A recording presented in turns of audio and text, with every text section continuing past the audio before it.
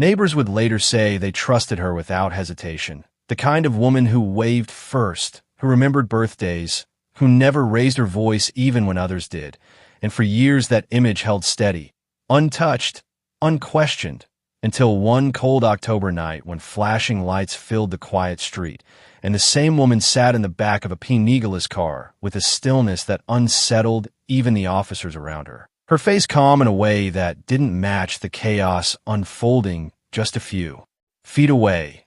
And as word spread from one house to the next, from whispers behind curtains to stunned conversations on front lawns, a single question began to take hold. How could someone so ordinary, so familiar, be at the center of something so devastating? Because what had happened inside that home just hours earlier would force everyone who knew her to confront a possibility they had never considered. That sometimes the person you trust the most is the one capable of the unthinkable. And when the truth finally came out, it didn't just shake her family. It echoed far beyond that neighborhood, reaching people who had never met her but suddenly couldn't look away. And before we go any further, before we lay out the moments that led to that night and the decisions that followed, before we uncover the details that investigators would spend months piecing together, before we dive deeper, let us know in the comments where you're watching from. We'd love to hear from you. And don't forget to hit that subscribe button so you never miss any of our upcoming videos, because this is not just a story about a single night. It is a story about what people miss, what they ignore, and what they only understand when it is already too late. And by the time the first officer stepped inside that house, whatever had happened was already set in motion, leaving behind a silence that felt heavier than anything anyone there had ever experienced, a silence that would soon be filled with questions no one was ready to answer. So what really happened that night? The night when everything that once felt ordinary suddenly became impossible to explain. Was it a tragic accident that spiraled out of control in a matter of seconds? Was it a crime driven by emotion in a moment that could never be taken back? Or was it something far more calculated, something that had been forming quietly over time while no one thought to question it? Because when investigators began to look closer, they weren't just looking at a single event. They were looking at a life that, on the surface, gave them no reason to doubt. The same woman neighbors had described as kind and dependable. The same woman who smiled in photos, who showed up when she was needed, who blended so easily into the rhythm of that quiet neighborhood. And yet somehow, she was now at the center of a scene that no one could make sense of, and at the heart of all was someone closely connected to her, someone whose presence in her life had once seemed unshakable, someone who, just hours before, had been part of that same routine world that now felt completely fractured. And as the details slowly began to come together, the setting itself added another layer to the mystery. A familiar home on a calm street where nothing like this had ever happened, a place where doors were rarely locked, and where people believed they knew each other, which only made the questions harder to ignore. Why did no one suspect her? What was she hiding in plain sight? And how long had it been building without anyone realizing? Because as simple as everything once appeared, the truth waiting beneath it would challenge every assumption they had made about her, and about how well they truly understood the people closest to them. To everyone around her, Emily Carter was ordinary in the most reassuring way, the kind of person whose life followed a rhythm that rarely changed, mornings that began early and quietly, evenings that ended without incident, a routine that felt steady enough to go unnoticed. And that was exactly why no one ever thought to question it. She lived in the same house for years, kept the same circle of friends, showed up to family gatherings with the same polite smile that made people feel at ease. And if you asked anyone who knew her, they would tell you she was dependable, calm under pressure, never the type to create conflict, the kind of person who listened more than she spoke and avoided drawing attention to herself. And in many ways, that predictability became part of her identity, something people relied on without even realizing it. She had a close relationship with Daniel Reeves, someone who had been part of her life long enough to feel permanent. Their connection seemed stable. From the outside, built on shared routines and quiet understanding, the kind of relationship that didn't invite questions because it appeared settled, and those closest to them believed they had everything figured out, a life that, while not perfect, was consistent enough to feel secure. But even within that calm surface, There were details that didn't quite fit, small things that were easy to dismiss at the time. Moments where Emily seemed withdrawn, where her responses felt measured, where she chose silence over explanation. And while most people saw that as part of her reserved nature, a few described it differently. They said she could be distant, that there were times when she seemed present but unreachable, as if her thoughts were somewhere else entirely.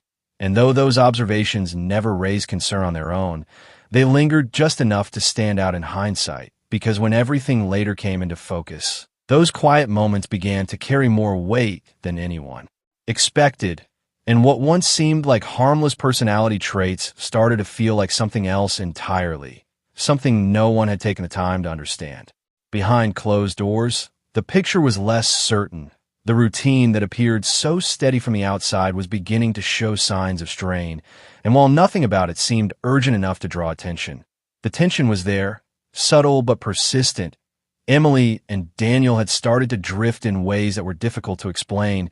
Conversations that once felt natural became shorter, less frequent, and sometimes avoided altogether. There were disagreements that didn't fully surface, frustrations that were left unresolved, and a growing sense that something between them was shifting, even if neither of them openly acknowledged it. Financial pressure added another layer to the situation, small concerns at first, then gradually more difficult to ignore, decisions about money that led to quiet disagreements, moments where the stress showed through in ways they couldn't fully hide. And while they continued to maintain the appearance of stability, those closest to them began to notice that something felt different, not enough to cause alarm, but enough to raise questions that were never directly asked. And alongside that tension was something less visible, something harder to define, a kind of emotional distance that seemed to grow over time. Emily became more withdrawn, more controlled in how she expressed herself. And while Daniel tried to maintain what they had, there were signs that the balance between them was no longer what it used to be, and still, nothing about it suggested what was coming. Nothing pointed clearly to the moment that would change everything, which is why what happened next felt so difficult to understand. Because just days before that October night, something shifted in a way that no one could see, a change that would only make sense later, after everything had already happened. That night started like any other, at least on the surface, the kind of evening that would have passed without notice if not for what followed. The air outside had turned colder, the neighborhood settling into its usual quiet rhythm, lights dimming one by one as people retreated into their routines and inside the house. Emily Carter and Daniel Reeves moved through familiar motions that gave no immediate indication of what was about to unfold.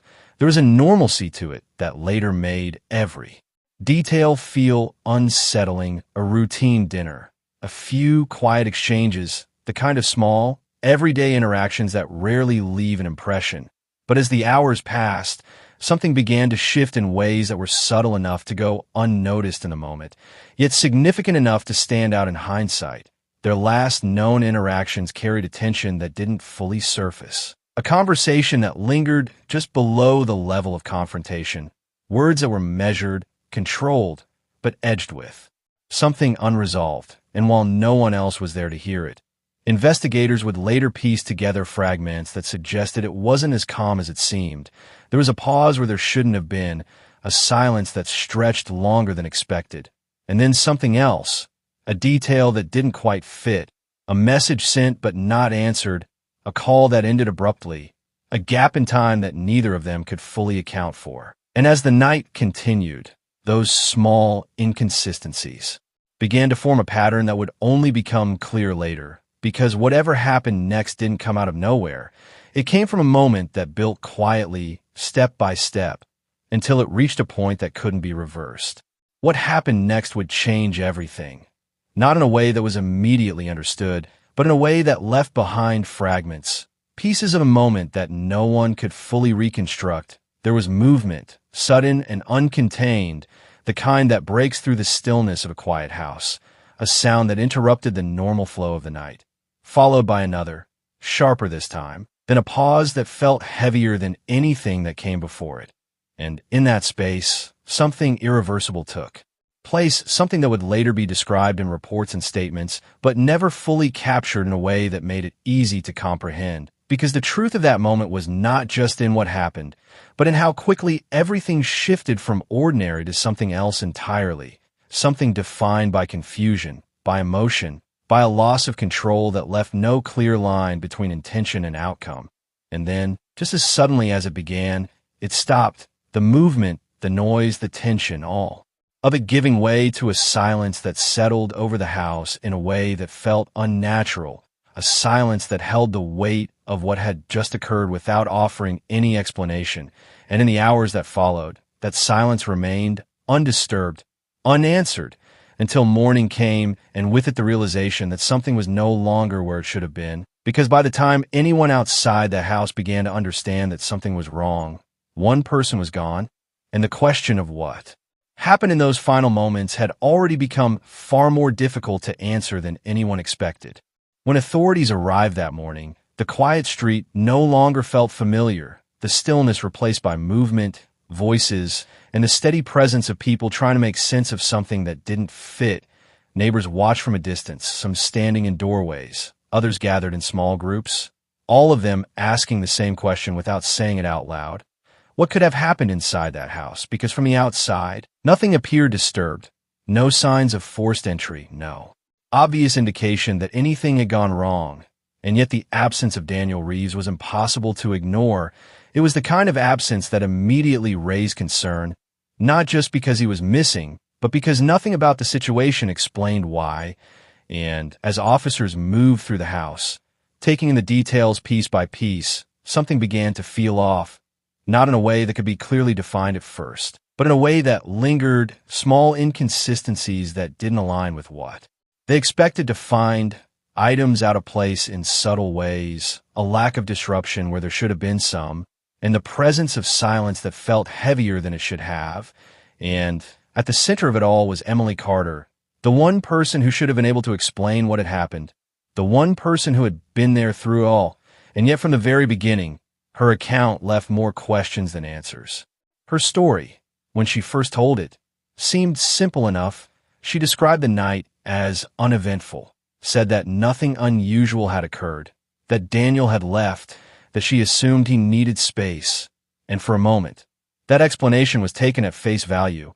But as investigators began to ask more questions, as they revisited the timeline, as they compared her statements to the details they were uncovering, the gaps started to appear, small at first, almost easy to overlook, but impossible to ignore.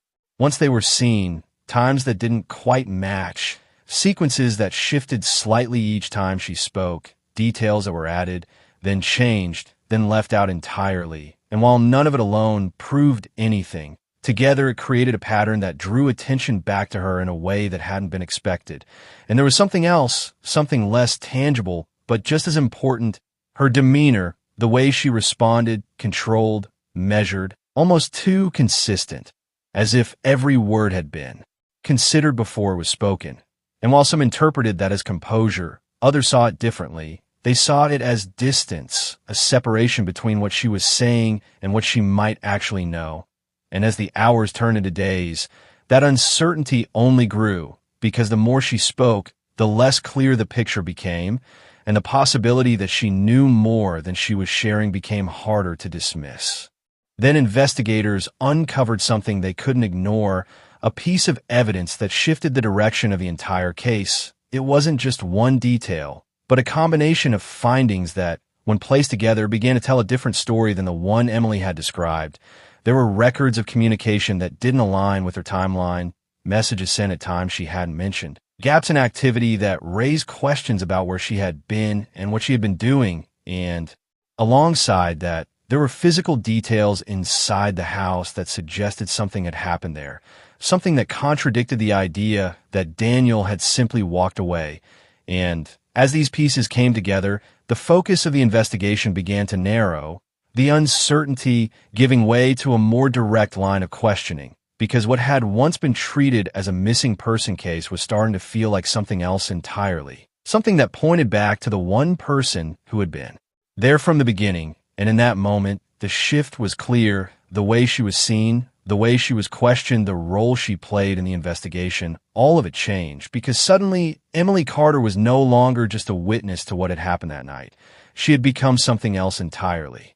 What they discovered next changed everything, not just for the investigators who had been following the case piece by piece, but for everyone who had believed they understood who Emily Carter was. Because as the pressure of questioning increased and the evidence continued to narrow around her, the version of events she had tried to maintain began to break apart, small inconsistencies turning into undeniable contradictions. And eventually, the truth began to surface in fragments that could no longer be explained away.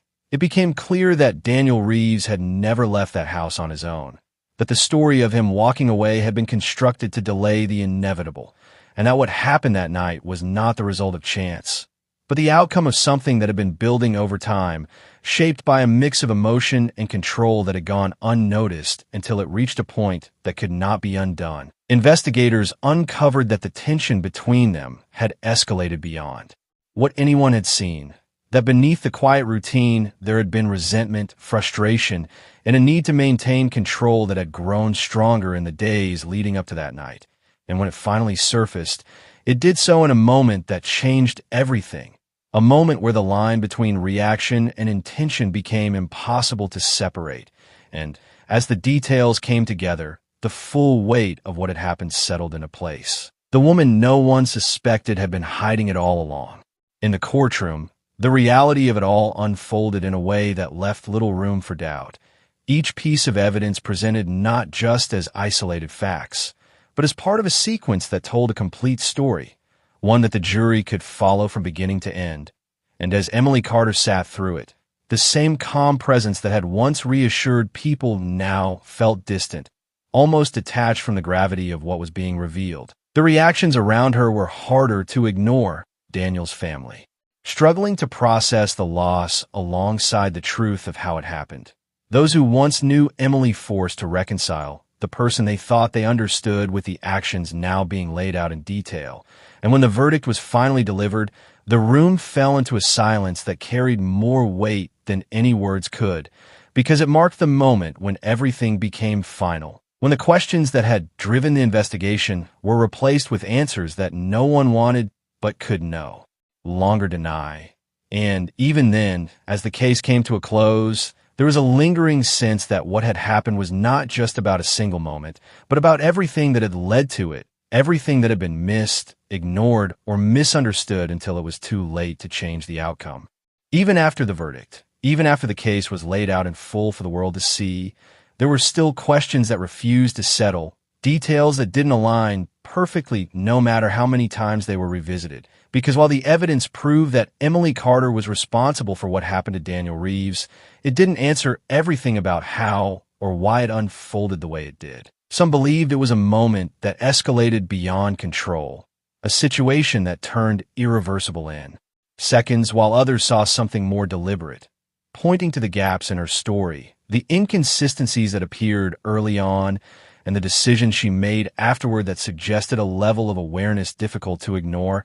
And then there was her reaction, or lack of it. The same calm, controlled demeanor that had defined her from the beginning remained unchanged even as everything around her collapsed. No visible shift, no clear expression of regret, just the same stillness that had first drawn attention on the night it all began. And for many, that became one of the most unsettling parts of the entire case, because it left open the possibility that what happened that night was not just a sudden break, but something she understood in a way no one else could fully see. Even now, some still ask, was this truly the whole story? Or are there parts of that night that will never be fully known, moments that existed only between Emily Carter and Daniel Reeves, beyond what evidence and testimony could capture? Because in the end, what made this case so difficult to process was not just the outcome, but the realization that nothing about it appeared obvious until it was already too late. That the signs, if they existed at all, were subtle enough to blend into everyday life without raising concern, and that the person at the center of it all was someone no one had reason to fear, someone who fit so easily into the expectations of normal life that the truth, when it came out, forced everyone to reconsider what they thought they understood about trust, about people, and about the quiet details that often go unnoticed, because sometimes the most dangerous people are not the ones who stand out. They're the ones who don't, the ones who move through life without drawing attention, the ones who seem the easiest to believe. And that is what makes stories like this so difficult to forget, because they leave behind a question that doesn't have a simple answer. How well do we really know the people we trust the most? What do you think really happened that night inside that house with Emily Carter and Daniel Reeves? Was it something that had been building quietly over time until it finally reached a breaking point? Or was it a single moment where everything changed without warning, a decision made in seconds that could never be undone? Because even with everything that has been revealed, even with the evidence, the testimony, and the final verdict, there are still details that leave room for doubt, still. Questions that don't have clear answers. And that's what makes this story stay with people long after it ends. So was it planned, or did something snap in a moment? Let me know in the comments. And if this story shocked you, subscribe, because there's another case even more disturbing coming next. One that will make you question everything you think you understand about trust and the people closest to you.